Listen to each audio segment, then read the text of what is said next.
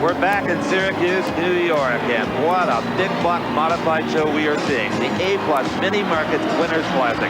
I'm Steve Evans along with Brock Yates and Paul Page, and there's your leaders, 27J Danny Johnson, followed by Brett Hearn, the red and white number 6 car, and Bob McCready in 9M. What a surprise he is. Well, McCready, as you said earlier, has got a small block and able to use the lighter chassis, better handling chassis, more nimble automobile to its advantage here on this sneaky, big, treacherous racetrack in Syracuse. Brett Hearn is not only a very versatile and winning race car driver, he's a tremendous ambassador for motorsports overall. He's one of those guys you could literally pick anywhere. Sure could. Danny Johnson right now, though, is taking Brett Hearn apparently to the checkered flag because he has led right from the start, and Brett Hearn has not been able to move up on him.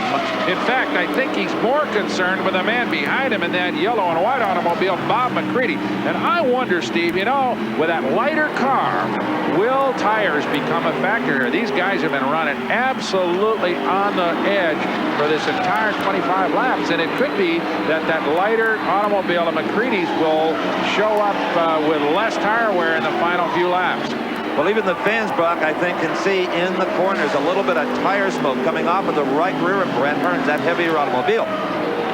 There you can see the 3 lead automobiles have established almost a full straightaways lead over the 4th place car of Doug Hoffman. Right behind him is Kenny Brightbill, then the 74 Jeff Hetzler, and 85 Jimmy Horton has moved into that little pack too, but they've got a long way to go if they're going to challenge either McCready or Alan Johnson or Brett Hearn up there in the top 3 spots. Well, Jeff Hetzler in the 74 car is trying to make up some ground on Kenny Brightbill in that number 19. Brightbill is in the 5th position as they head down in to turn number 1. The first car you see there is Brightbill, and he goes high. That allows Hetzler to come underneath him. Now it's Brightbill coming back and retakes his position.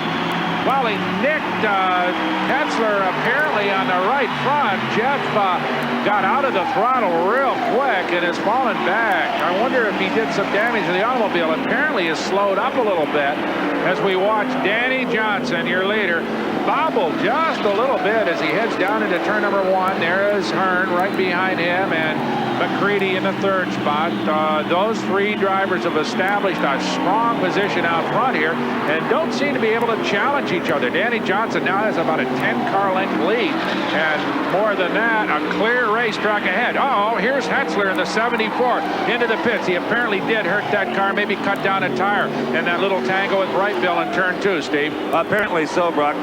The pit lane has been a very familiar piece of real estate today, unfortunately, for Jeff Hetzler and his number 74 car.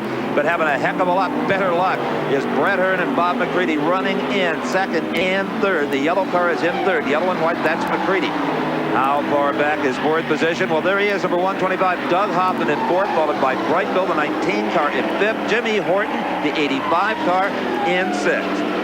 Oh, this is a tough proposition for everybody except Hoffman because the other 2 guys almost perfectly matched in terms of performance, straightaway speed, and handling. And somebody has got to bobble here to change positions in this little trio.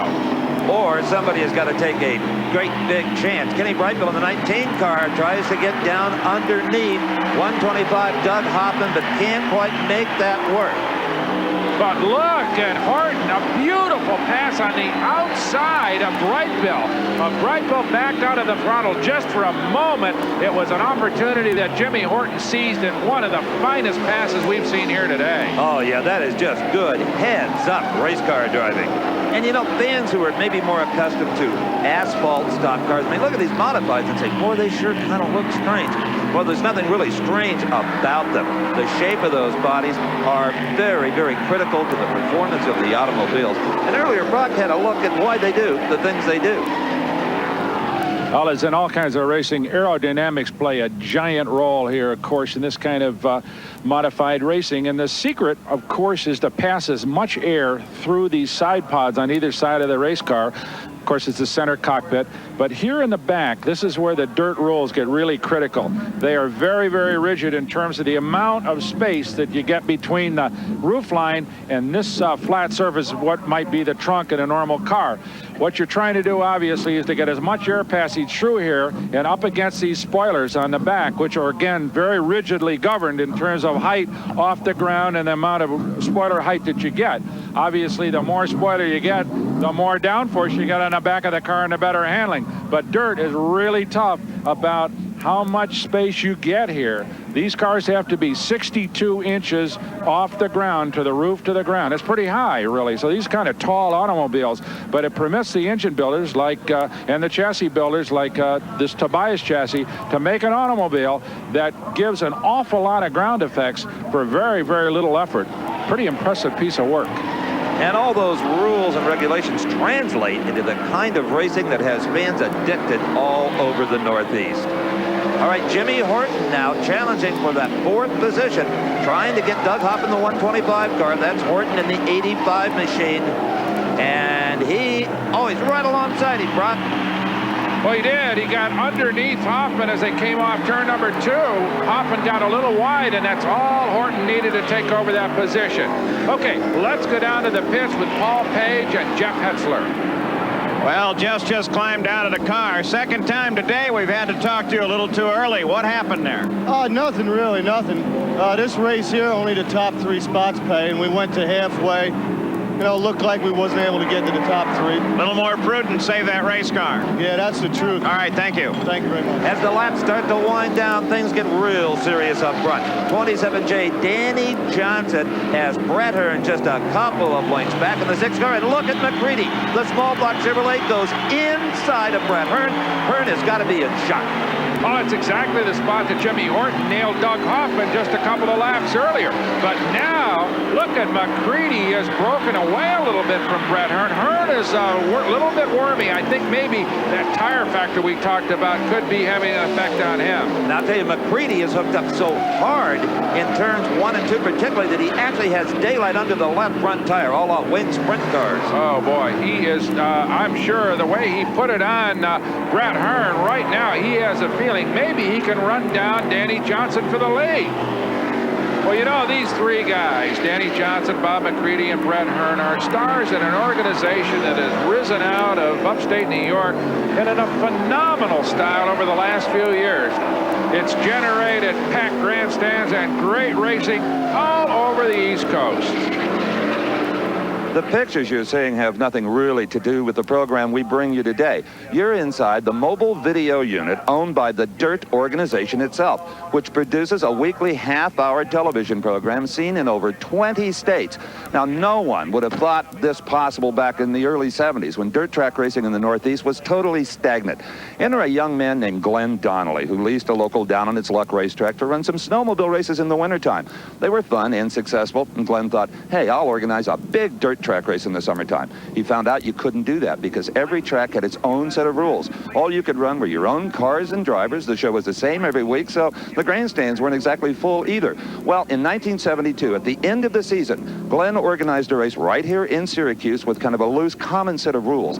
It was successful. In the next few years, more and more promoters started understanding Glenn's philosophy and adopted that same set of rules. In 75, Drivers Independent Racetracks was formed, and the rest is history. Now there's over 23 tracks, an annual winter tour of Texas and Florida, dozens of drivers making a living on the surface they like best, dirt, and most importantly, all summer long, the grandstands are overflowing.